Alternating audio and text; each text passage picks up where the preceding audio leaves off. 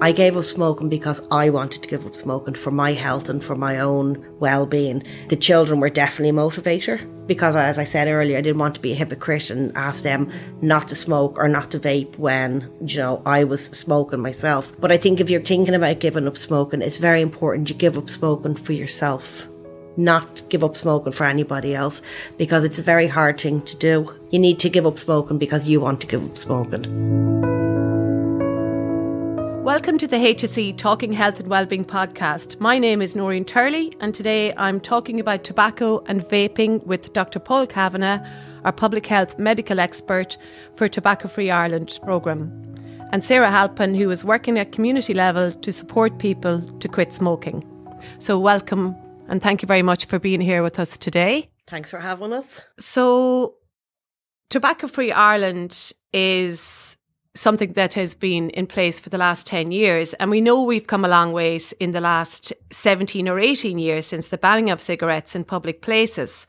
But today we want to talk about what next, smoking, vaping, quitting, and what we're going to do about the figures. And we know that our numbers are still at 18% of people in Ireland still smoke.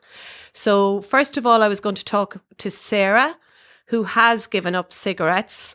And I just wanted you to tell me a little bit about your story, Sarah, how you gave up cigarettes and how you got to where you are. So I gave up smoking about 6 years ago.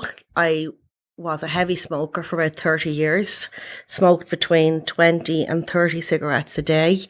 Then I had 3 children. My children were becoming kind of up to that teenage years, and I used to smoke outside the back garden, and I'd see their little faces pressed up at the window, and I just thought, this has got to stop. It's not healthy for them to see me smoking. I can't ask them never to smoke if I'm smoking myself. So I thought, right, I need to do something about it. So I didn't find it as easy as I thought I was going to. We have courses that we run in Balbriggan and they start in January and then they start again in September. So I initially was going to join in September and start, and managed to talk myself out of it because I loved smoking and sure, really what harm was I doing and all of that. So I waited, and then the January came along and I thought, right, it's now or never. So I joined. And how did you know where to go? How did you find that? Well, I was aware of quit.ie, through the radio and television. And we have a local partnership in Balbriggan, Empower. And I knew that they were running courses. There was posters around and it was on social media, things like that. So I knew where I could go. It was just kind of taking the first step to go, which I did in the January. And I think because I had been a stay-at-home mum for so long, I'd kind of lost a bit of confidence. So I went along on my own, and it turned out I wasn't as ready as I thought. I did quit, but I had a couple of relapses, went back on smoking, and I did complete a 12-week program, but I wasn't happy with how I had done. So I came away, smoked more than I had smoked previously, which, is to be expected, I suppose. And I rejoined the course, and I rejoined the course with a much better mindset. I knew it was going to be very difficult. I knew I would struggle, but I think I mentally had prepared myself for that. And on the programs that we run, we kind of ask people for a quit date on week 3. And it's basically so people can get the same level of support. They get a longer amount of support. Sorry to interrupt you there, but just to go back to you as a smoker.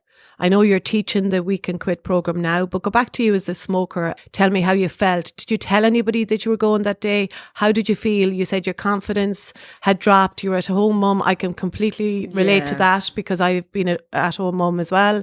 And how did you feel walking into the room that day? I was very nervous, very, very nervous. It was horrible. I kind of pulled up in the parking lot. I sat there for a few minutes and I thought, again, I nearly talked myself out and thought myself, said to myself, really, is smoking that bad? And sure, I'll be grand. And when you walked into the room?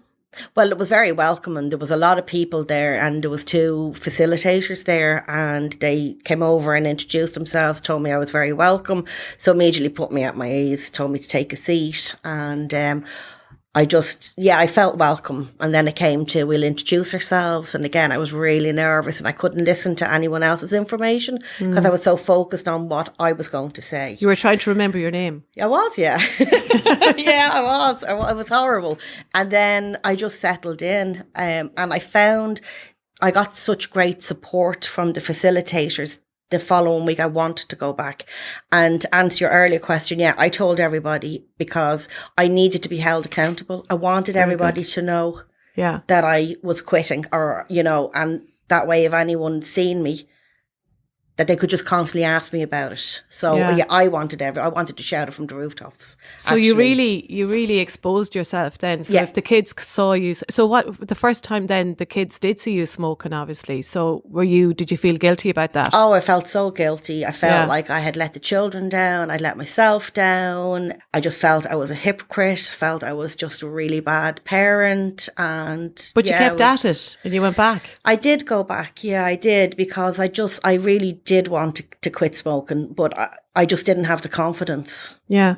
So I did go back. I'm so glad I went back. And I found the group really, really supportive and really helpful. And apart from the support, what else did you get? Is there medication or there's different things that you can help you? You get a 12-week supply of nicotine replacement therapies. So very good.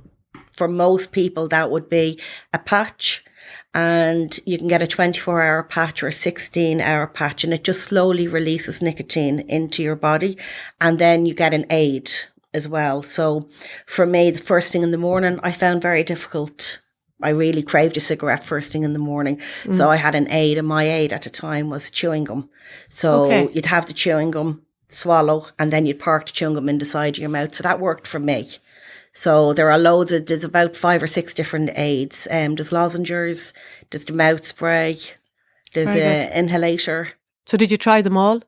No, I didn't. No, the chewing gum worked. I tried the inhaler, but I don't know. I think I expected to have a plume of smoke come out of it or something. Yeah. And it didn't. But a lot of people would like the inhalator because they have the hand to mouth. Okay. Yeah, the action that they would be used to using. Yeah. And Sarah, then there's something with quit.ie, don't the support workers keep in touch with you on text? Yes, I think they give a weekly text to everybody just to see how they're doing and check in with people. Yeah. So you've moved on now and you've started working with the whole quit program and working in We Can Quit. How did that happen? Yeah, so my facilitator, when we, at the time, a lovely lady called Jean, done a really great job, I have to say. And she works within the Empower organisation. And I suppose when I quit smoking, there were other options open to me that Jean would have put me in touch with. So there was a Healthy Food Made Easy course. And then there was the We Can Quit, and they were looking for people to train to become facilitators. And Jean asked me, would I be interested to do that? There was about a year and a half later. But because the course I felt was such a worthwhile, it's a great course. It's so supportive. It's so non-judgmental, which I feel is really important. Plus, financially, you'll get the help with the NRT for people that don't have a medical card. So I was absolutely delighted to go and train and become a facilitator. And I love running the courses. It's so rewarding. So Sarah, that's kind of amazing. You said to me at the beginning that you were an at-home mum. You had no confidence. No. You were sitting in the meeting. You had to remind yourself what your name was. Yeah. And now you're standing up in front of people who want to quit smoking and you are delivering the course. Yeah. That's really quite incredible. That's an incredible success and achievement. Yeah, it's huge from where I started. The first night walking into the We Can Quit program as a participant, it's just opened my whole world, giving up smoking. So it's not just giving up cigarettes. It's your confidence, your kids. Myself of pride and, the empowerment I feel. And giving up smoking is one of the hardest things anyone will ever do. It's really difficult. So I think if you can overcome that habit, you can really do anything. Do you think people really understand that smoking is an addiction? Or do they think they just assume that alcohol is an addiction or drugs are an addiction? Do they really understand that smoking is an addiction? I don't know if they understand fully. I mean, to my knowledge, nicotine is stronger than cocaine. And we'll talk to So- Paul a little bit more about nicotine. Yeah. So, I mean, there's places, you know, that you can go if you have a drug addiction.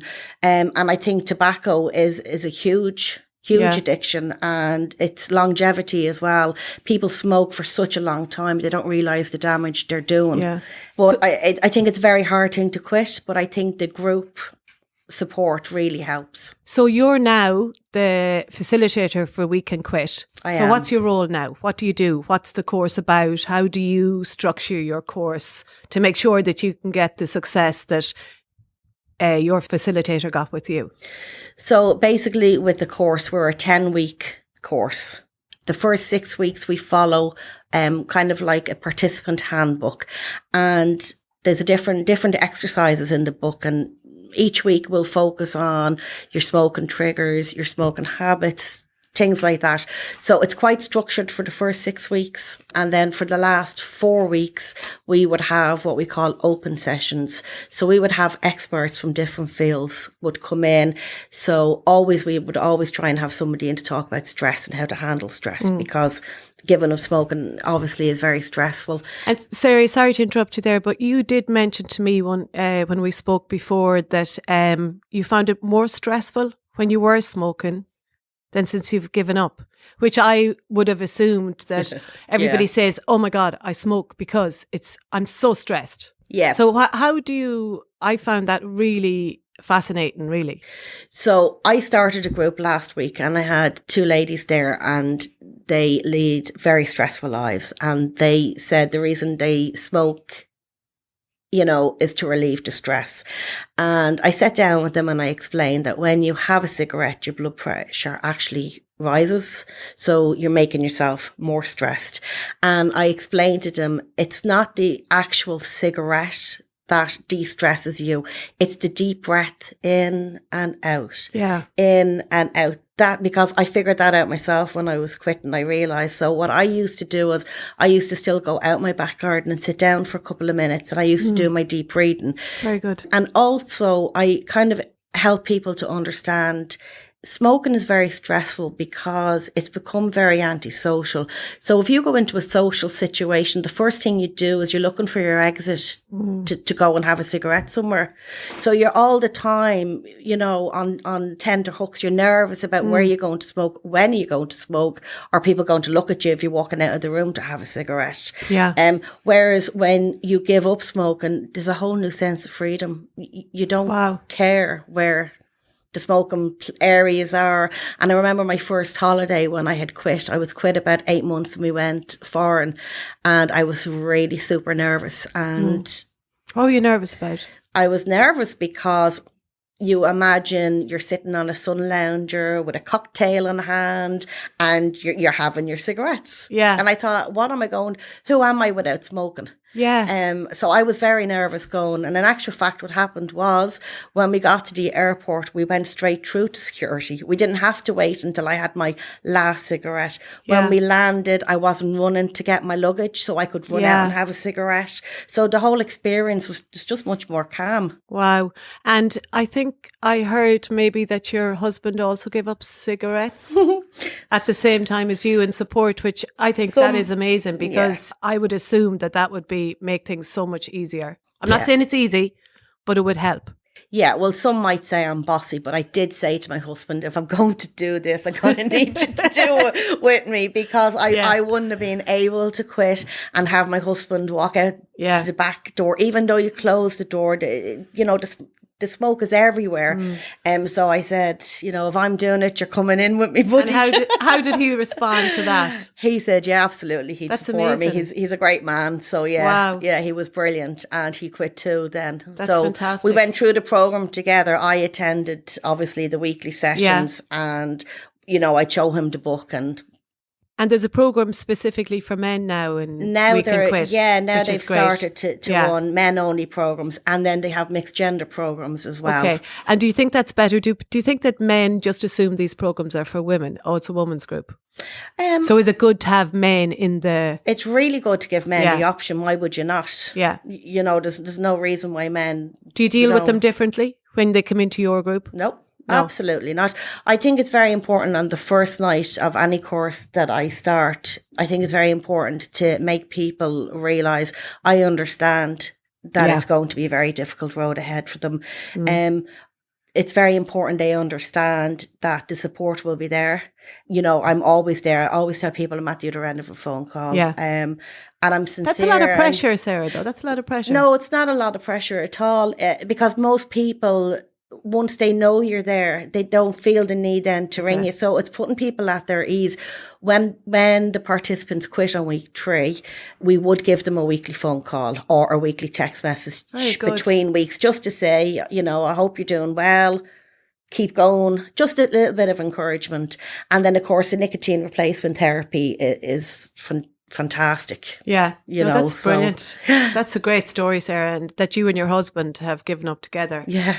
We know you can save up to X amount of money a week if you give up cigarettes. Yeah. And for you, was that was the financial incentive there for you to give up cigarettes? Absolutely no. To be honest, no, it wasn't. I think when I was a heavy smoker, cigarettes could have cost €50 a packet and I still would have smoked. I only really got to terms and appreciated the financial benefits about on week 8, week 9, when I was actually saving money. I think when you're a heavy smoker, you will find the money to smoke, you know, irregardless of how much a packet of cigarette costs. But I will say, when I gave up smoking on week 3, by week 4, I had an extra €140. Wow. So that was my saving, because, of course, my husband gave up with me. So we saved €140 a week. Which was a treat for the kids, which was a day out, which was Sunday dinner. But no, at the start, it wouldn't have been. My motivator, I think, at the start was definitely my children. But it was something, I gave up smoking because I wanted to give up smoking for my health and for my own well-being. The children were definitely a motivator, because, as I said earlier, I didn't want to be a hypocrite and ask them not to smoke or not to vape when, you know, I was smoking myself. But I think if you're thinking about giving up smoking, it's very important you give up smoking for yourself, not give up smoking for anybody else, because it's a very hard thing to do, and, you know, you won't be able to do it. You need to give up smoking because you want to give up smoking. Very good. And you can't be pushed into it. You have to be ready. And Sarah, when you say it's improved your health, it's made a difference to your health, in what way has it made a difference to your health? I suppose, you know, it would have helped with my breathing and walking. You know, my energy levels would really have increased.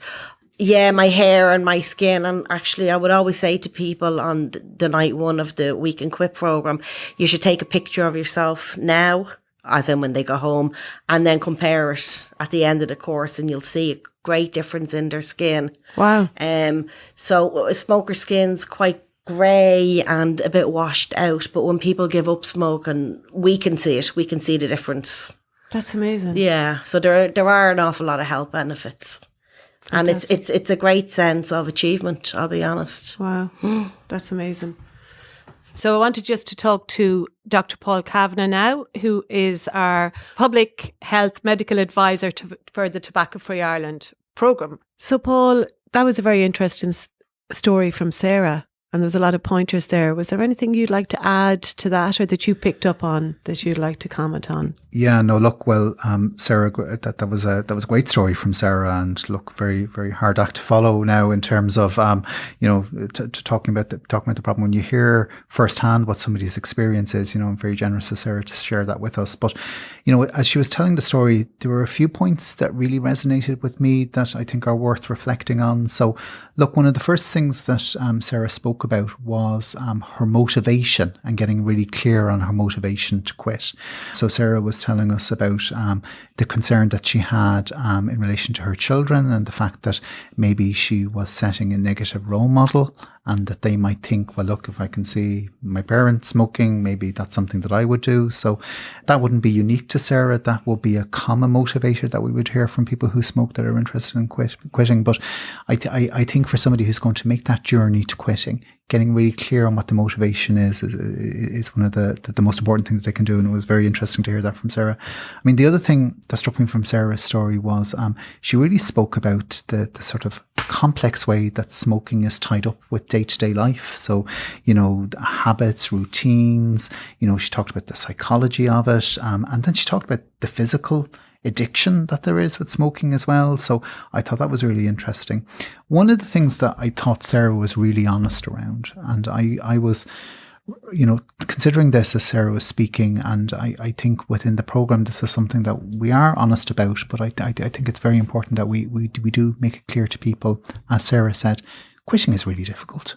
Like we want to help people and we want to make it as easy as we can for them, but it's really difficult. And the reality is that if somebody has been smoking for years and years and they make their first quit attempt, they may not be successful with that first quit attempt and they may fail. But then I think what was really interesting was how Sarah told us that although she failed, that had an impact then in terms of she kind of learned something from it, and it sort of redoubled her efforts as well. So I thought that was interesting. We know that smoking is the biggest public health challenge in our lifetime. We know that our numbers, as I said before, our numbers are still at 18%. And I suppose what I want to know is, in the last 10 years since Tobacco Free Ireland, where have we come from? And then maybe we'll explore about where are we going to. We have made good progress. If you look at where we were back in the late 90s, probably about 1 in 3 people smoked. In terms of where we are at the moment, with the most recent Healthy Ireland survey, which is a check-in that we do with everybody once a year in the country about their health. We take a sample of them, we ask them a number of questions. We would find back in 2022 that smoking has reduced. So it's now running at about 1 in 5 people, or 18%, versus, as I said, being 1 in 3 back in the late 90s. So that's great progress, and that's progress we've all delivered together. Obviously there has been policy leadership in terms of legislation. You talked about the smoke-free workplace ban. Think about things like plain packaging as well. So that's helped. Obviously the work that the HSE does help as well. But I think as a society, that's something that we've all brought about because we've all changed our collective attitudes and norms towards smoking. So we've helped that. But in terms of where we are at the moment, I don't think the problem has gone away. Not by a long stretch, 1 in 5 people still smoking. And actually what's a little bit worrying for us, those of us working in the HSE around tobacco control, is that smoking prevalence appears to have stalled over the last number of years. So if we look back to where smoking was before the pandemic, it was similar to where it is now in 2022, 23. So it's around 1 in 5. Yeah. So, really it underscores that we really need to double down on this problem. And Paul, one of the other things that I'm aware of is that it's the first time in 25 years that the smoking prevalence in children has increased.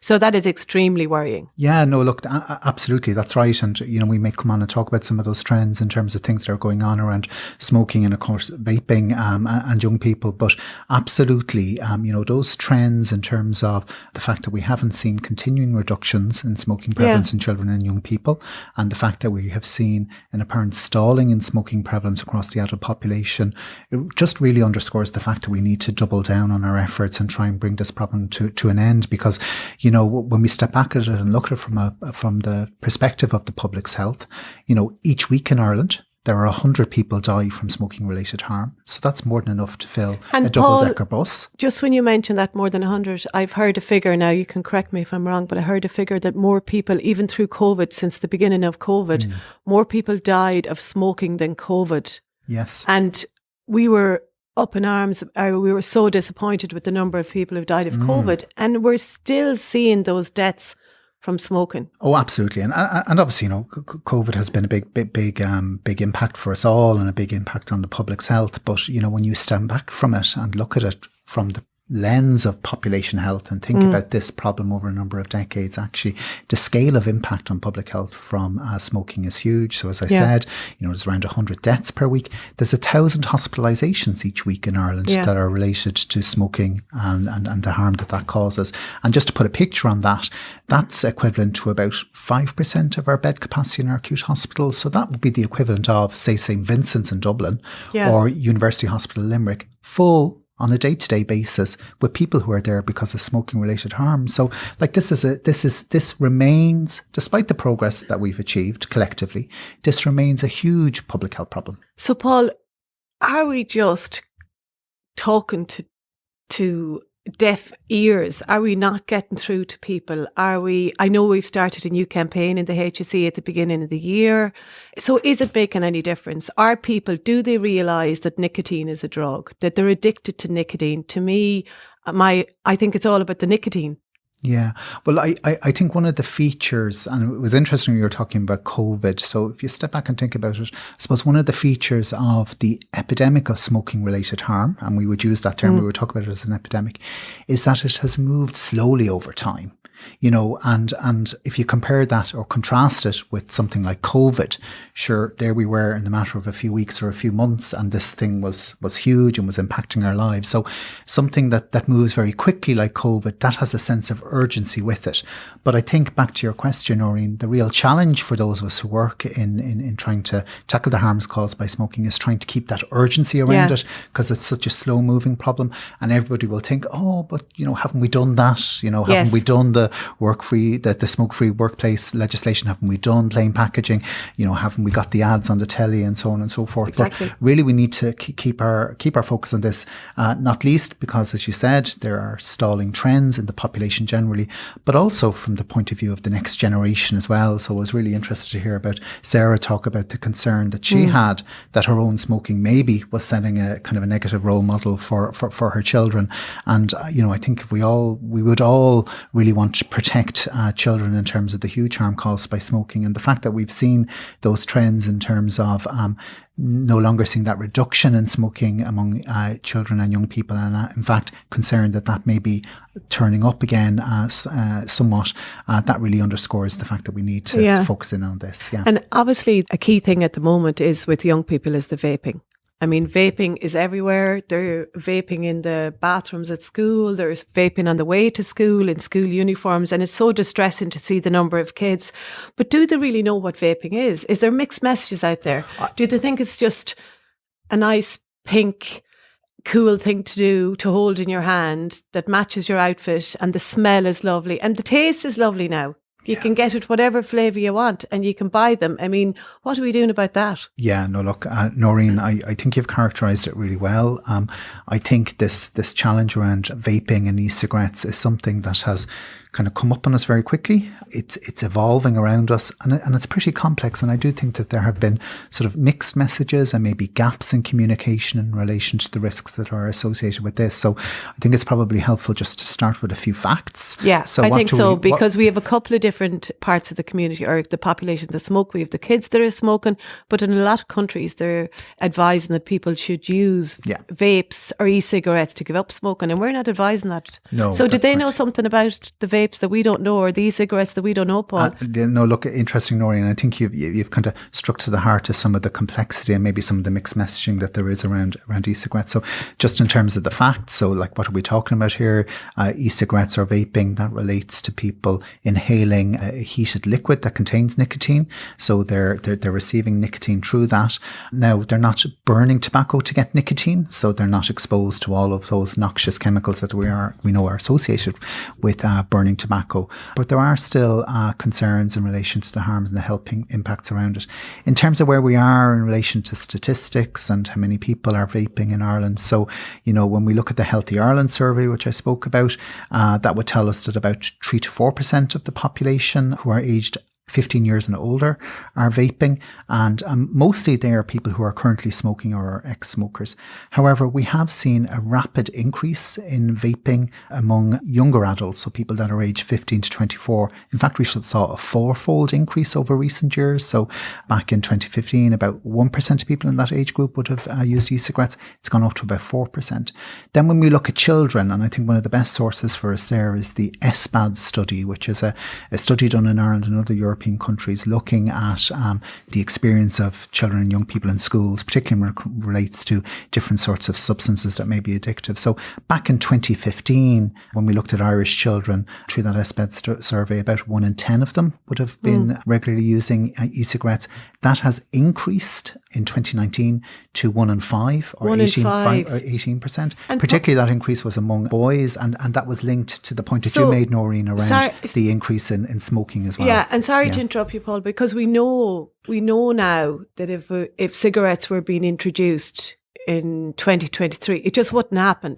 So how did this happen? How did all of a sudden, even when Sarah gave up cigarettes 5 or 6 years ago, there was no vaping, and all of a sudden it's everywhere. Yeah, how did it happen? This has emerged very quickly. So we know that there's an industry behind this. And in fact, interestingly, while the industry, when it was initially established, that was producing e-cigarettes, was independent, we know that over time, those industries have been increasingly bought out by the tobacco industry. So the tobacco industry has a huge stake in the production and the sale and the promotion of e-cigarettes as well. So that is quite worrying. So from the HSE's perspective, when it comes to talking about e-cigarettes, I think it's best to break it down and think about it from the perspective of what this means for children and young people, and then what this means for adults, particularly adults who maybe are smoking and are wondering, might using an e-cigarette help me to quit? So from the point of view of children, I think it's very important that we are absolutely clear with people that e-cigarettes are associated with harm for children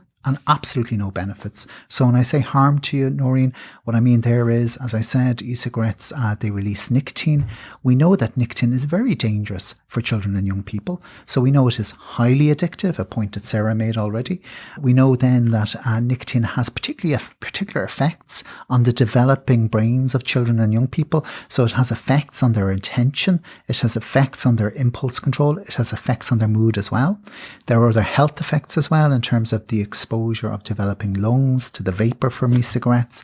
And then one of the things that's particularly worrying is that the Health Research Board published a study where they reviewed all of the different work that had been done internationally, looking at what happens when children and young people who don't smoke start to vape, and whether or not those children then are more likely to go on and start smoking.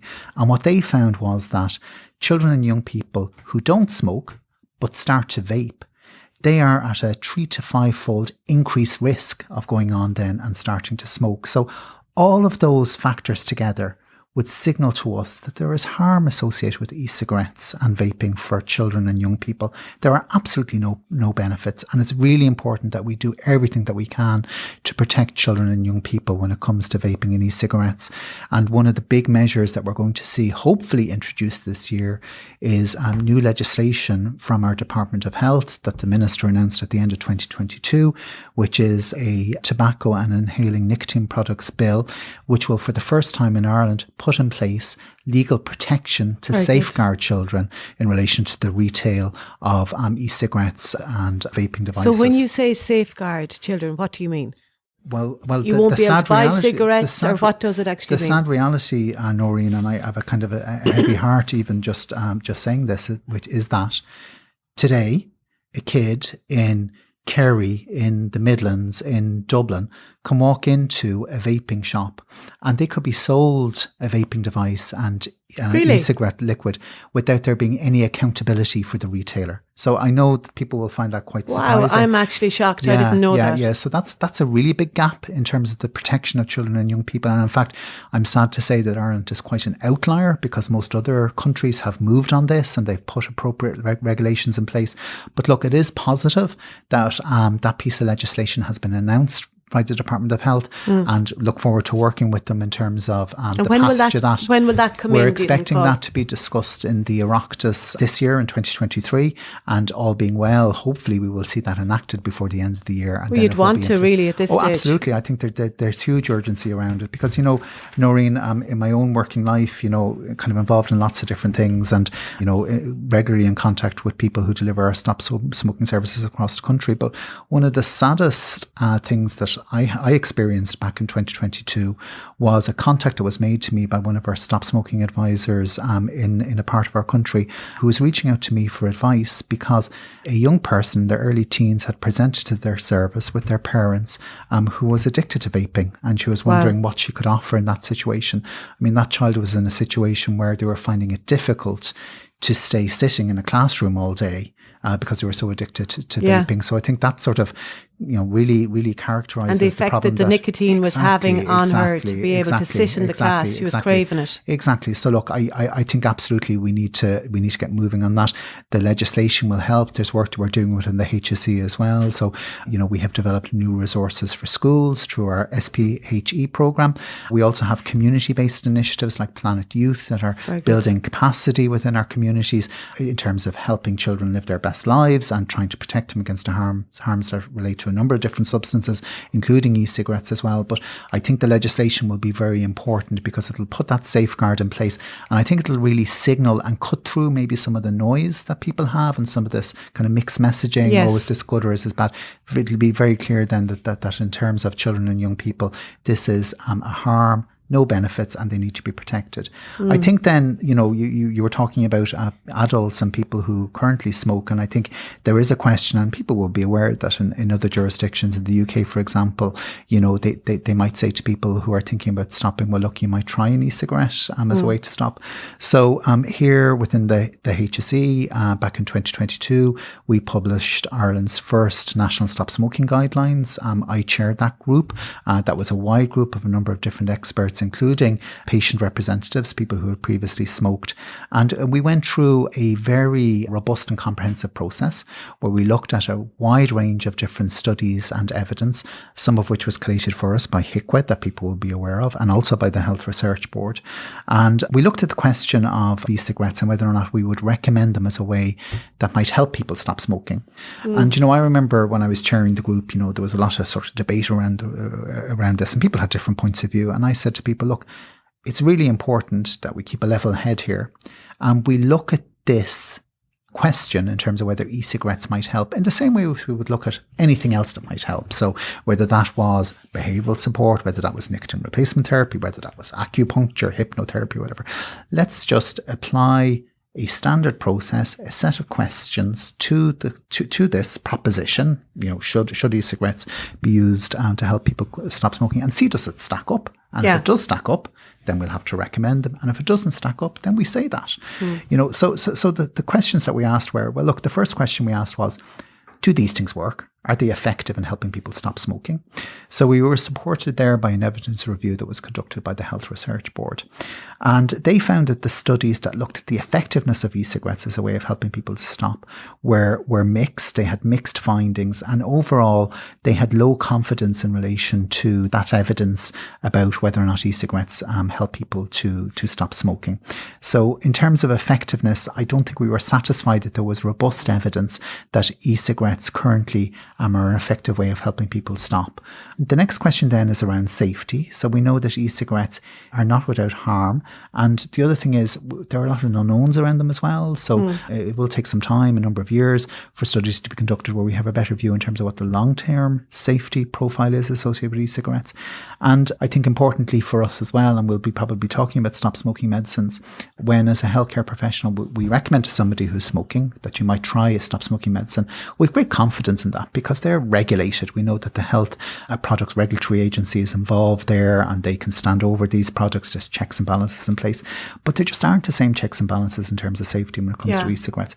And then the last thing is we kind of asked ourselves the question, well, look, is this clinically sound? And I suppose from our point of view as a guideline development group, we recognise that there are already a range of different supports that are available to people that we can be confident work, that we can be confident are safe. So why would we take a risk with something that we're not sure works, where we have a lot of questions in terms of safety.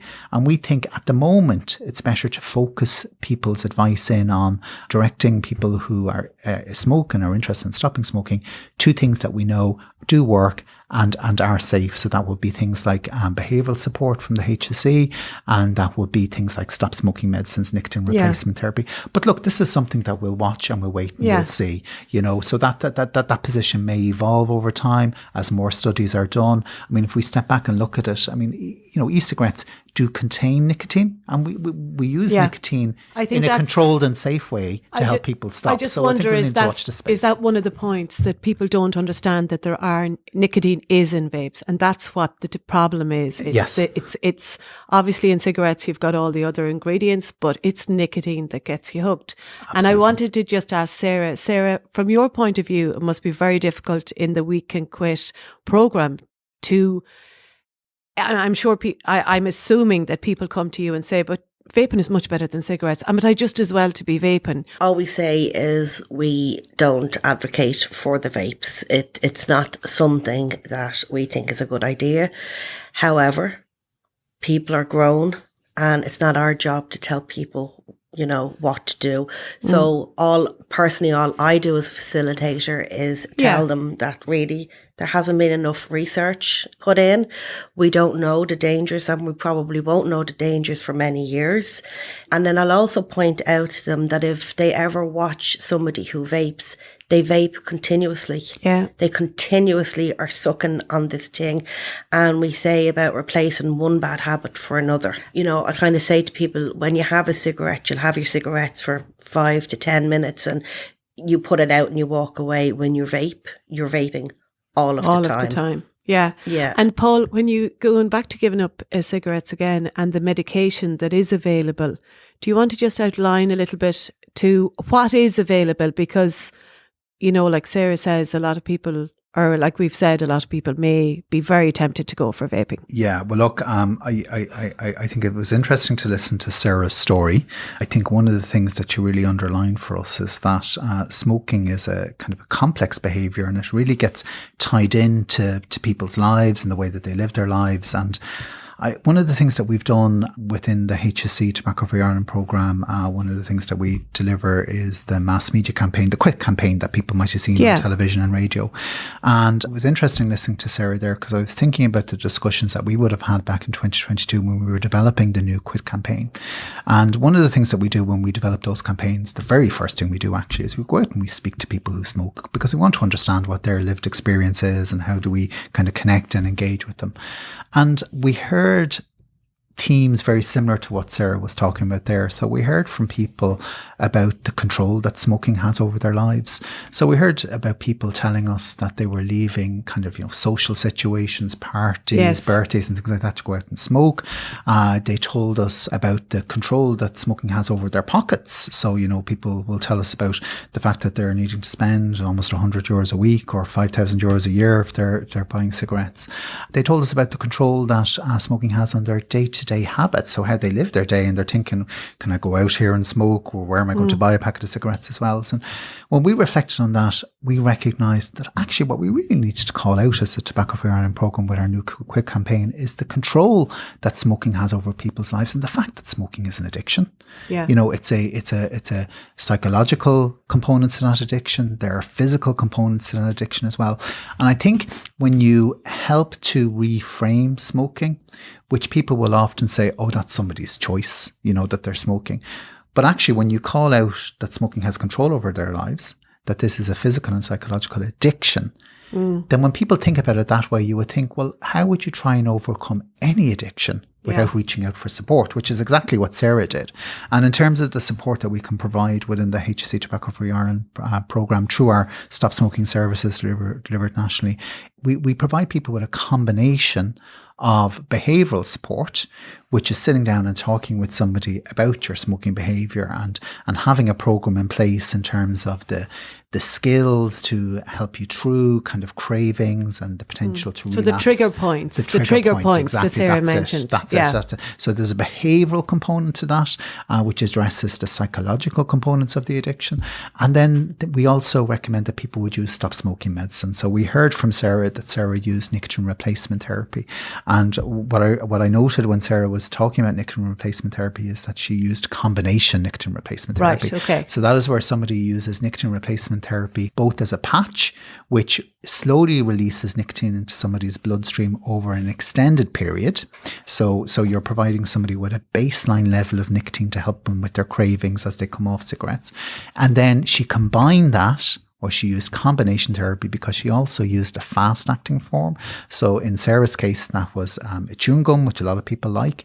But there are lots of fast-acting forms. And is this free, Paul? Is it free? Well, I was going to go on and say one of the measures that we put in place last year and that is in place now for 2023 is that we have free nicotine replacement therapy available through our stop smoking services. For everybody. For everybody. So many, a number of people who use our services would have a medical card, and obviously, they can link back with their GP and have a prescription written and go to a pharmacy, but there are particular sort of rules around that as well, and there are a number of barriers in place. And then for other people who maybe don't have a medical card, we had heard from them that the cost of nicotine replacement therapy was a barrier as well. So we put in place measures to overcome that barrier and make it easier for people to use nicotine replacement therapy. Of course, I would always say to people as well, look, if you step back from it, the investment that somebody would make in nicotine replacement therapy is a drop in the ocean versus what they would be spending on cigarettes. So, or what are you dropping the ocean of what they'll be spending if they're admitted to hospital with some kind of and actually a very illness. Good point, Noreen, because from our point of view then, when we were discussing it within the health services, our view was, well, look, the money that we would spend on providing people with access to free nicotine replacement therapy is a drop in the ocean versus what what smoking is costing the health services on an annual basis. So the smoking costs the health services at least £500 million each year. Incredible. So every time, to put that into context, every time that we spend €100 on providing health services here in Ireland, €2.50 of that is spent treating harm that's been caused by smoking. So the very small investment that we make in terms of providing people with free nicotine replacement therapy, we feel is money well spent, because we know that nicotine replacement therapy, particularly when, as Sarah said, she combined it with a program of behavioural support, that offers you the best chance of becoming smoke-free. So if somebody uses a combination of behavioural support along then with combination nicotine replacement therapy, they can increase their chances of becoming smoke-free by up to 4-fold. That's amazing. And Paul, one of the things I was thinking about as well is GPs and the importance of GPs. I mean, they're the people that the public go to if they've got an issue. But do you think they really speak openly to their GP about smoking, or does the GP bring it up with them and say, look, have you thought about this? Should it be part of every visit to the GP or should it be part of every visit to the hospital?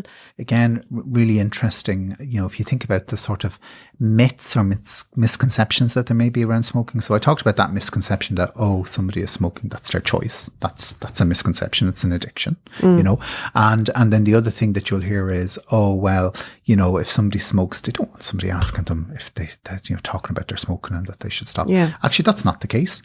Through our annual Healthy Ireland survey, we know that 2 in 3 people who smoke tell us that they're actually interested in quitting. 2 in 3 people. 2 out of 3 people who smoke have a positive intention towards quitting. They're interested in quitting. And the next thing is, 1 in 2 people who smoke will have made at least one quit attempt in the previous 12 months. So there's a huge interest among people who smoke in quitting. Actually, we have more quitters than smokers in Ireland at the moment. I've heard people say, smokers say, as a smoker, every day I think about quitting. That's right. Yeah. So absolutely. I think it's very important for the public generally, but particularly for our healthcare professionals, coming back to what people can do in our health services, to be aware that people that are using our health services who smoke, that they would be interested in quitting. And so one of the things that I mentioned, Noreen, is that in 2022, the Tobacco Free Ireland programme within the HSE, we launched Ireland's first national stop smoking guidelines. So I chaired a group that developed those. And as I said, we went through a very robust process. We looked at lots of different evidence. We looked at practice in different countries. And we have for the first time consolidated a guideline which sets out what we think is effective, safe, clinically sound care for somebody who smokes when it comes to stopping smoking. And, we're now working on the implementation of those. And the reality is there's a huge opportunity for healthcare professionals to raise the question of smoking with people using our services.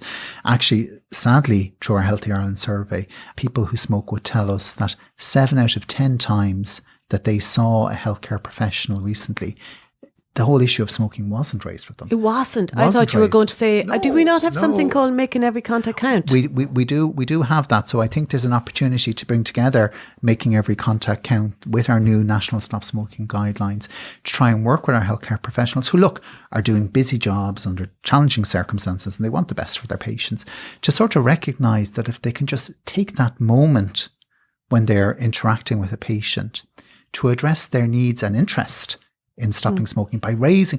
We know that if a healthcare professional asks somebody about their smoking, if somebody says, I do smoke, if they say to them, that's quite bad for your for your health. Do you think, Paul, a lot of our healthcare workers smoke? Is that the difficulty? So they don't want to be preaching if they're the ones a lot of them are smoking themselves? No, actually, in fact, healthcare professionals versus the general population, there's a lower prevalence of smoking.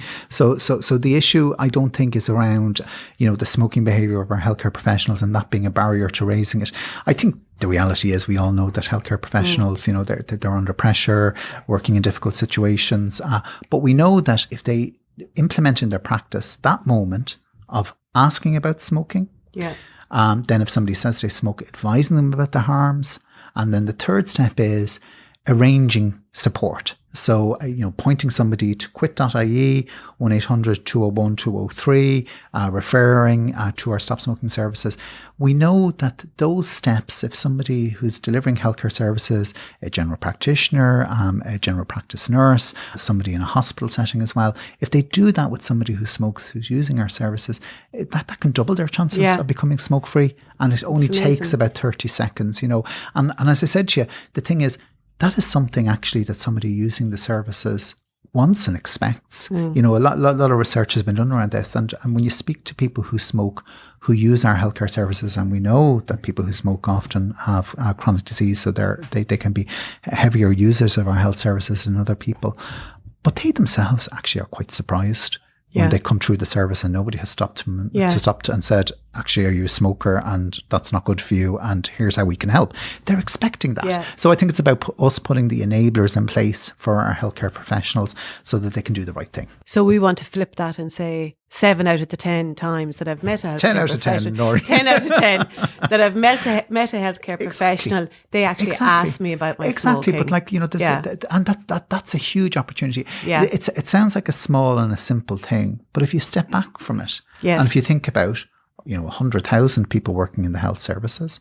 If you think about the number of interactions that there are with members of the public in primary care, community services and hospital services, if you think about the fact that 1 in 5 people in the population smoke, higher among people who are using health services because smoking causes chronic disease. Actually, if we make that small change and use that opportunity to make every contact count, actually the impact on the public's health could be huge. So look, we're working through the Tobacco Free Ireland programme and with other colleagues in health and wellbeing to try and make that ambition a reality for our health services, so that we have an actual health service and not just a sickness service, but a service that is trying to work with people to help them maintain their health and try to prevent disease. Yeah, thank you very much, Paul, for all of that. And Sarah, it sounds like it's a slow process to give up cigarettes. And it's a difficult process to make that first step. Yeah. So if you were to talk to somebody sitting at home now or whatever, listening to this podcast, what would you say to them about making the first step? What would you say to encourage them to do it? And how would you get them to just take the chance in giving up cigarettes? Well, I'd tell them if they really want to give up smoking, just make the call or ring their local partnership. And what they can also do, if they don't want to walk into the group because maybe, like myself, they're stay-at-home moms and their confidence is a little bit low, they can always ring the number and then they can end up talking to a community facilitator, somebody like me, and I would just talk them through the programme. I'd make them feel very welcome. I think just pick up the phone, know that there's help available. Paul, where are we now? What are we going to do? What are the quick wins? If you had 3 things that you could say in 2023. I think in terms of trying to tackle this problem, look, in terms of 3 areas for focus, the first is to try and get implemented into daily practice and try and make sure that all of our public experience the things that we know work in terms of helping people to stop smoking. So, this year within the HSE, we're expanding our stop smoking services. We've 50 new stop smoking advisors. We've a new campaign. We're making nicotine replacement therapy free. So, and then, as I said, we're trying to work in terms of implementing new national stop smoking guidelines within our services. So, rather than doing something brand new, I think the first thing will be actually to focus on implementing and getting into practice the things that we know work. The next thing is, Noreen, I think we do need to focus in on children and young people and make sure that they're protected. So we've already spoken about the gap that there is in terms of protecting children and safeguarding them against the sale of e-cigarettes and vaping devices. So really welcome the news from our minister at the end of last year that there's new legislation coming forward, and I think we need to get that into place. I think we do need to be stronger and clearer in terms of the harms that are associated with vaping. But look, the third thing I think that we need to do then is, I think collectively, like we've come so far. I've talked about the reduction in smoking prevalence since the late 90s, down from 1 in 3 now to 1 in 5. And I talked about the fact that we have done that collectively as a country because we've changed our norms, our attitudes towards smoking. I think there's a real opportunity for us to sort of reframe this. So I think heretofore we've been quite focused in on trying to control the harm caused by smoking to the population. So look, let's try to get it down to a lower level, and that would be really good. But we have to stop and say, like, is it still in 2023, given everything that we know about the harms caused by smoking, acceptable that 100 people in Ireland are dying a week from smoking? I think there's a real opportunity for us to bring that problem to an end and to eliminate the harm that's caused by smoking completely. In fact, that is at the heart of the 2023 government policy document, Tobacco Free Ireland. It's in the title. So the ambition is that we would have a Tobacco Free Ireland. And what that means practically is that smoking prevalence would be less than 5%. We are off track and we're not going to deliver that goal. So that goal of a Tobacco Free Ireland was set in that 2013 government policy document for 2025. In terms of where we are at the moment, we're not going to meet that. So I really think it is in our collective interest that we would renew our focus on that as a goal, so that, acknowledge that we've done a good job in terms of controlling tobacco and smoking related harm, but we now need to get serious about eliminating it completely. And I think we can do that because if you look at, for example, New Zealand, people may be aware that last year they announced really ambitious a package of policy measures that have the potential to eliminate the harm caused by smoking. So they're talking about establishing a tobacco-free generation. They're talking about reducing or eliminating the nicotine content in tobacco products, and they're talking about radically reducing the retail footprint. So reducing the nicotine in tobacco products. That's so it's really just, can science and technology get together to really help this problem? Absolutely, Noreen. So look, I think there's a real opportunity for us to innovate, to try and eliminate the harm that's caused by smoking. So one of those innovations would be effectively to turn the industry back on itself. So we know that the reason that people smoke tobacco is because of nicotine. We know that nicotine is the what causes the addiction, and it is technically feasible through product innovation to reduce and eliminate the nicotine content in tobacco products, and that would actually make them less addictive. So people who smoke aren't smoking for the taste of it. They're smoking because they're addicted to nicotine. So that is one of 3 tobacco endgame policy measures that were announced in New Zealand, and that collectively, together with then the tobacco-free generation and reducing the retail footprint, have the potential in New Zealand to eliminate the harm caused by smoking, bring it to very, very minimal levels. And I think, as I said, Noreen, in 2013, we were all very pleased to hear our government committing to that goal in Ireland. So that goal was set, the target for that was set in 2025. We're not going to meet that. I think it's really welcome that we have the piece of legislation that's coming forward this year that's going to strengthen the licensing of the retail environment and address that issue in terms of the sale of e-cigarettes and vaping devices to children and young people. But I think there's an opportunity with that to review where we are with that Tobacco Free Ireland goal, to recommit to it and get a very concrete plan in place to deliver on it. And you know what, Noreen? The thing about that is that's something that would have huge public support. So within the Tobacco Free Ireland programme, we went out last year in 2022 and we asked the public what they thought about a Tobacco Free Ireland, that idea of eliminating the harm caused by smoking. And actually 3 out of 4 told us that they supported it. 3 out of 4 thought that it was achievable. So it wasn't just wishful thinking. They actually thought this could be done. We never thought that the smoking environments would ever be achievable in Ireland. And look how we were the first in the world to do it. There's a great quote. So look, I know sometimes when I talk about these ideas and this idea of Tobacco Free Ireland and all of these different measures, people might roll their eyes and think, goodness me, like, would we ever do that? There's a great quote by Nelson Mandela. He says, everything is impossible until it's done. Exactly. And if you think about it, the night before we went to smoke-free bars in Ireland, everybody was thinking this is not going to happen. And within a week, it was all fine. The same with the plastic bag tax, etc. I think this idea of a tobacco-free Ireland, as I said, when we went out and asked the public, there's huge popular support for this. So 3 out of 4 support it, 3 out of 4 think it's achievable. In terms of these really bold measures, and I talked about some of those bold measures from New Zealand. When we went and we asked people in Ireland their thoughts on those, and they were hearing these ideas for the very first time, actually there was a majority support for most of them, including high support among people who actually smoke, who are probably worried about the next generation as well. So I would think from a political perspective, there's a huge opportunity here in terms of leadership and a legacy to be the political leader that would take those bold measures, get a really concrete tobacco endgame plan in Ireland that turns that bold ambition into a reality. Well, thank you very much, Paul. I think that your enthusiasm and motivation for a tobacco-free Ireland is contagious. And again, thank you very much, Sarah, for joining us today. For those of you who want to quit, please go to quit.ie to get support free of charge from the HSE. And again, thank you both of you for joining me today for the HSE Health and Wellbeing podcast.